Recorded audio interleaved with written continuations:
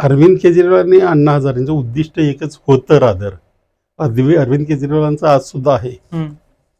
पण अण्णा हजारे मी त्यांना सांगत होतो की तुम्ही त्यांच्यावर टीका नका करू, तुम्हाला बरोबर नाही जायचं ना तर मग तुम्ही तुमचं स्वतंत्र काम चालू राहू दे, काही अडचण नाही. पण मग त्यांनी कुठली माहिती न घेता अरविंद केजरीवालांच्या कुठल्यातरी लिकर पॉलिसीबद्दल बोलायचं, ते काही माहिती न घेता किंवा इतर गोष्टीबद्दल बोलायचं आणि सरकारच्या भ्रष्टाचारावर मात्र एकदम शांत. बरोबर. ही भूमिका मला काही आवडली नाही. त्यानंतर मग मात्र मी वारंवार अण्णा हजारेंच्या विरोधात सुद्धा लिहित वगैरे राहिलो. कारण हे बघ,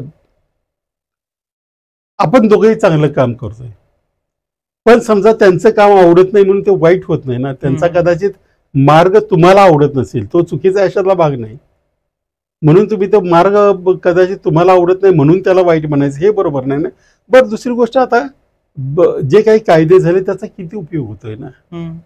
त्यावेळी मी तेही अण्णांची बोलायचो की हे जे कायदे होत आहेत त्याच्यामध्ये कुठेही उत्तरदायित्व नाही.